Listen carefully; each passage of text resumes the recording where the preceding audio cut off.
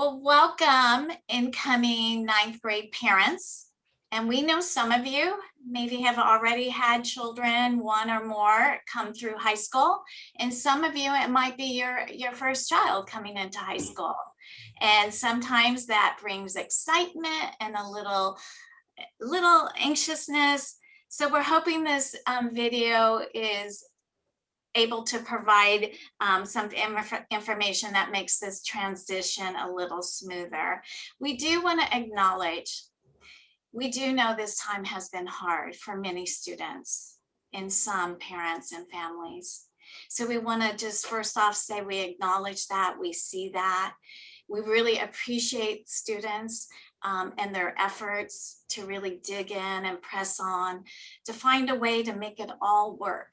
And so not to dismiss how awful this time has been in many ways, we do know, talking to some of our high schoolers, that they have found some new strength, something being built into their character, resiliency that will bode well for them now and later in life. So we just wanted to start off saying that, and also just welcoming you all to this video.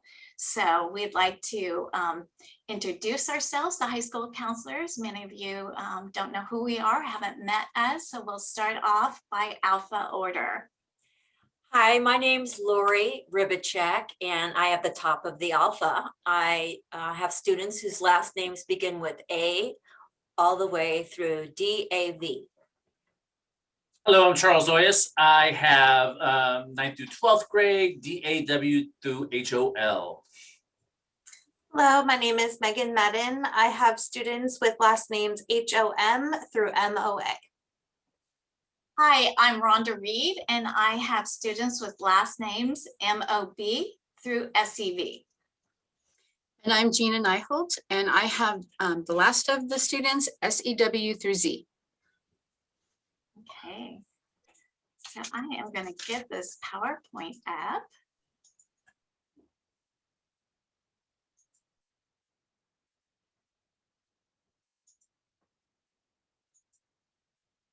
Okay, so we'll get started here.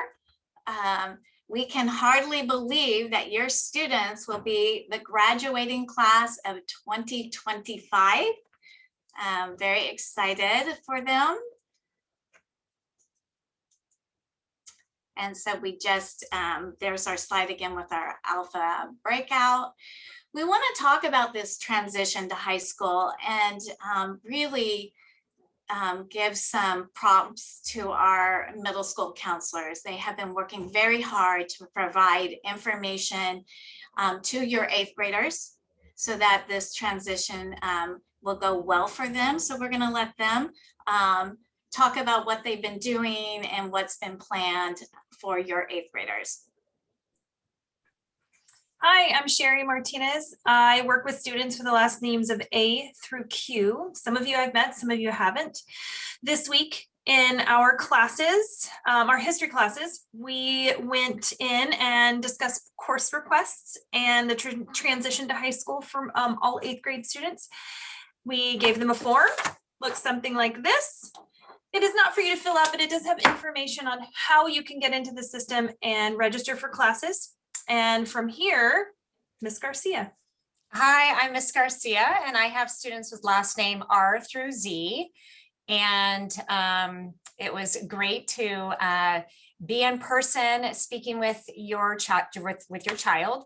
And we are here if you have any questions. So as you watch this video and talk to your child about what they learned in class, we are here, Mrs. Martinez and I, to answer any of your questions. So please forward those questions to us so we can help you as your child moves into high school.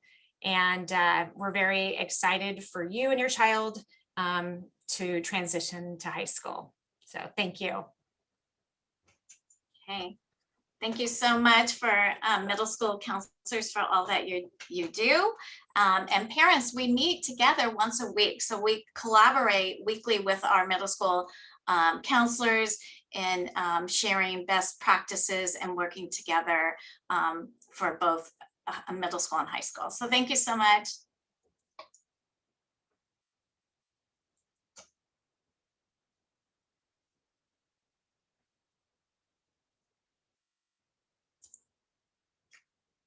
Okay, we'll move on. So we are going to watch a video virtually with all of you.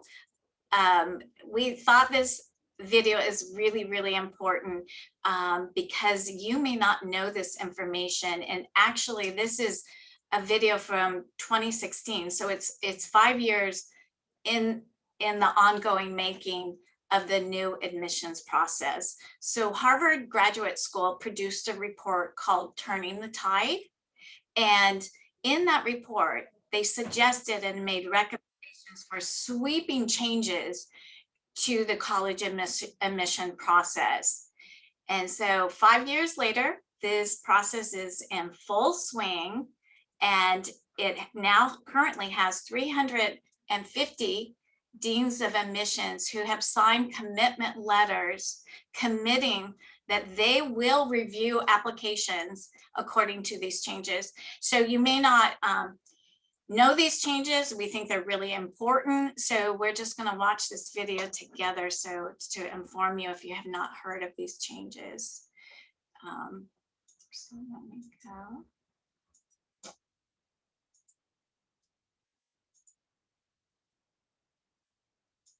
Could fundamentally change the college admission process.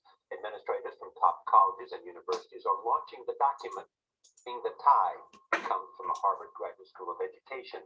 The report examines the application system and offers specific improvements. New York Times columnist Frank Bruni looks at the growing concern in his new article. He's also the author of Where You Go Is Not Who You'll Be, an antidote to the college admissions mania.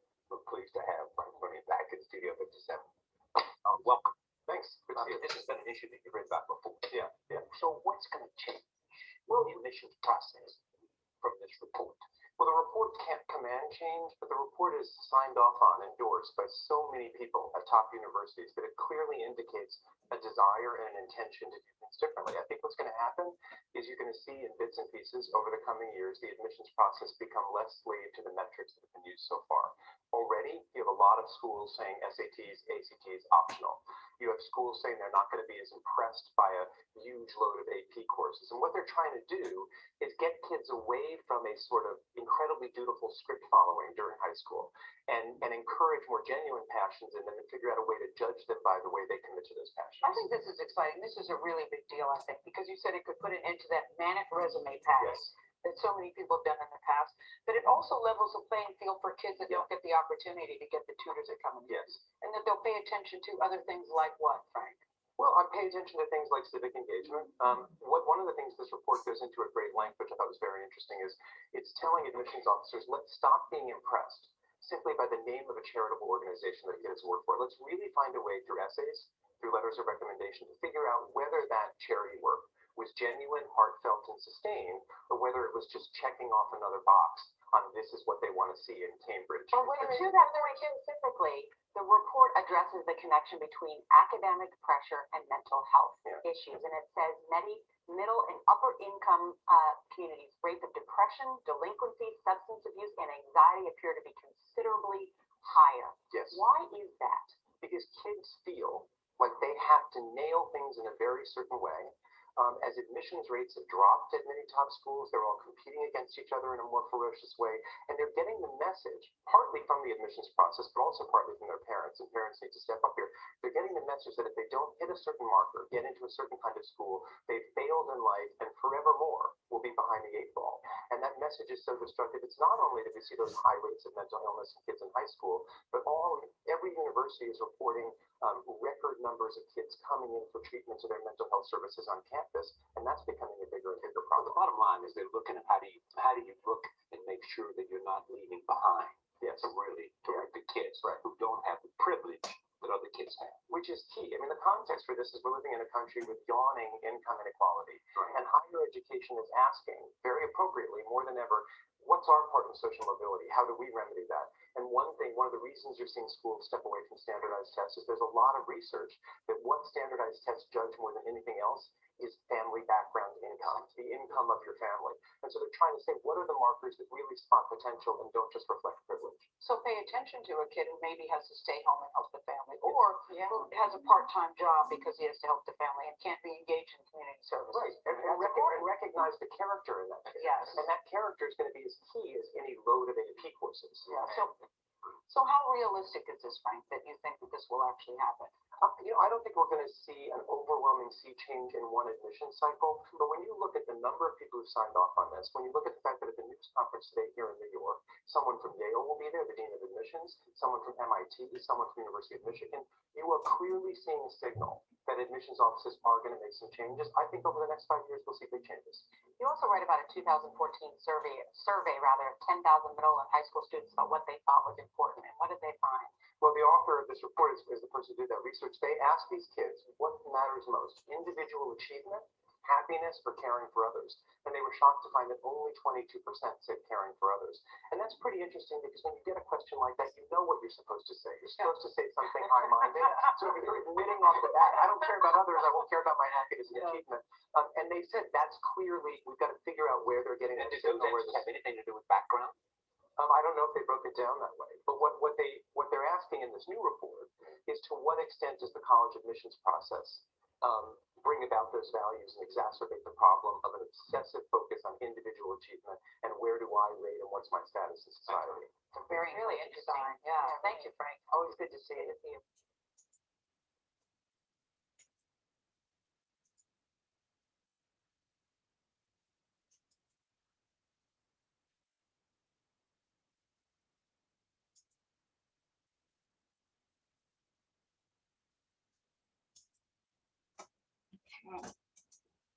Okay, so thanks for watching the video with us.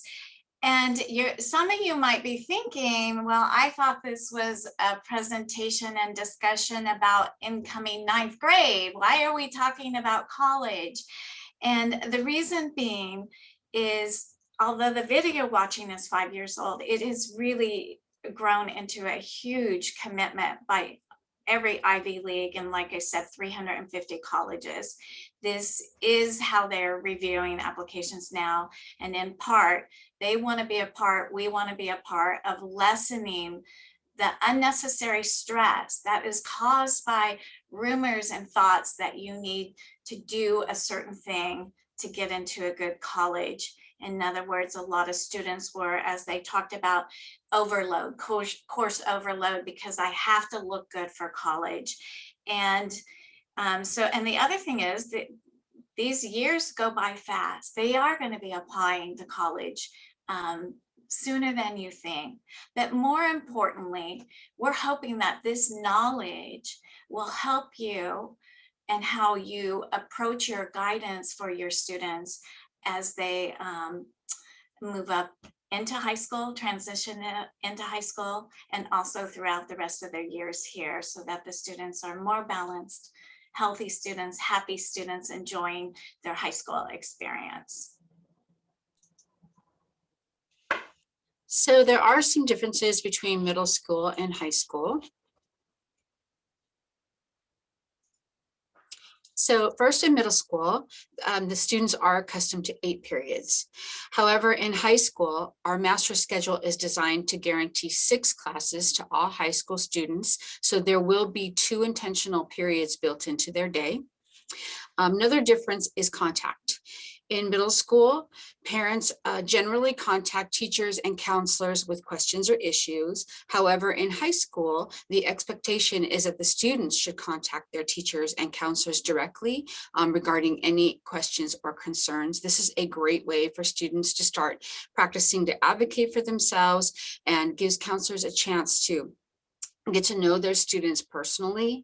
Our experience is that this change is actually harder on parents than it is the students. We certainly do not want to exclude parents, but we do want the kids to feel confident and comfortable speaking for themselves.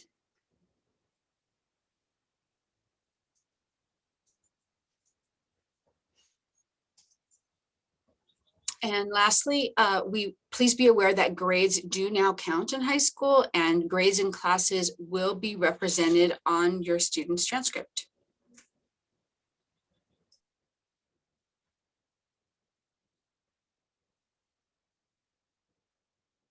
sorry, ninth grade math. So the majority of students will be in Algebra 1, but depending on their placement in 8th grade, they may be into one of the other courses, Geometry, Enhanced Math 2, or Honors Enhanced Math 3. We'll be working with the math department and the 8th grade counselors if your student will be in an advanced math course. And then good segue, academic support. So academic support is built into our schedule. In the mornings before school, teachers have a student support time 30 minutes prior to the first bell daily, so students can pop in. We also have the National Honor Society on campus where students can get student one-on-one tutoring or in small groups.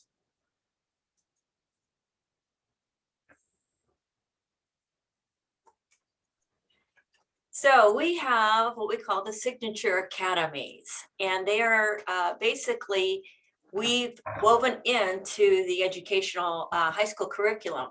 And what's great about our Signature Academies is that they aim to provide a unique curriculum by using supplemental activities that complement the core academic programs here at Corona Del Mar High School. Now, some of our academies are career specific and they lend themselves to gaining industry knowledge and information and even job skills that will give them the advantage in the job market before they graduate. So we encourage you to explore the Spotlight link, which has the video for each of these academies to determine whether or not any of these pathways may be a good fit for your child. Part of the counseling program includes social emotional support for students.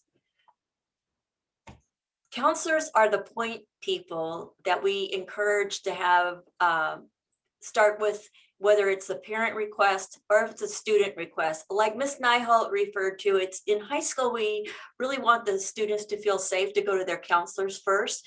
And a lot of times we are just the front people that'll listen to the issues going on, and we'll do our best to be a solution-focused approach and get the answers to them, whatever it may be. If we find out that there might be other issues going on that go beyond the scope of a school counselor, we will speak with the parents or refer out. Sometimes we have other resources here on the campus, and this is a poster that we have on our campus. It's the if you need to talk, if a student needs to talk, who do they go to? So as I said before, the middle school counselors, the high school counselors, we have a student advocate on campus right now. We have school psychologists and a lot of different resources. So we just want you to know that we're here. We're as like a wraparound group, and we want to support your student in any way we can. But we do have an array of resources here and to support your child. Thank you. So there's a lot of information we'll be giving today. So we want to make sure that we show you on our website where you can find all of this great information. So I'm going to be taking you to our CdM homepage. So here we have our CdM homepage, which is cdm.nmusd.us. The CdM, the Spotlight information, there will be something posted here on the main page with all the links, as we were talking about, to some of those academies, the athletics. They all have their own Spotlight videos that they'll be sharing here on the homepage. We also want to point out, so under CdM High School, we have our own counseling webpage here under counseling. We will also have a link here on the left-hand side labeled Spotlight, where we'll be posting this video along with our the video that the 8th graders received regarding course selection that goes in more detail as far as all the courses available to them, you know, the pathways of all the different classes, the sequences. So that's all going to be available in under the Spotlight link here on the left. We also have on this homepage our fall 2021 course selection information. So you can find the links are all here regarding information for courses. I'd like to point out this 9th grade course selection guide. So if you click here, it will give you that course selection guide form that you can use with your student when selecting courses for freshman year. And then back on our homepage, we have the fall 2020 course selection video. So this is for students. They received this video as well with their middle school counselors that shows them how to use Aries to enter in their courses for next year. And then this is the link for their Aries portal. Please be sure that they use this link that we've provided. Lots of schools use Aries as their system. So if they try to Google it and pick one, it may not work appropriately. So this is the link here that we prefer that they use. All of our contact information is listed here as well on our webpage. We created a video at the end of last year for PTA with some frequently asked questions with counseling. So there's a video here that you can watch that will answer some of your questions that you might have, as well as a video regarding the earlier video we saw on college admission process and how that's changing. So you can watch a video here or read the 2 articles as well. But this will be a great resource as far as getting information. There's lots of links here on the side that you can feel free and go through if you have more questions.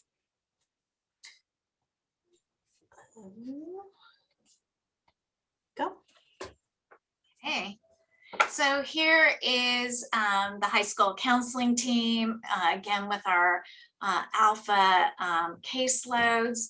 We will be meeting in a couple weeks now, from now, with each of the 8th graders, incoming 9th graders that are in our case alpha breakout. We will be meeting with them one-on-one to discuss their courses for next year, look at their 8th grade transcript, see maybe areas that they are strong in, or maybe they might need some more help with.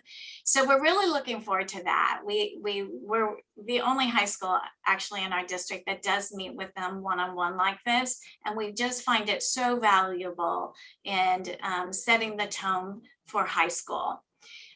While we love meeting with them, they are not officially ours until they enter high school. So as Sherry and Ari discussed, that any questions while they're still in 8th grade will be directed to their 8th grade school counselors, but we are looking forward to when they're ours. We want to thank you for all your time today, and we wished we could be in person with you, and look forward to when things hopefully will be opened up for next school year. So take care, and we'll see you next school year.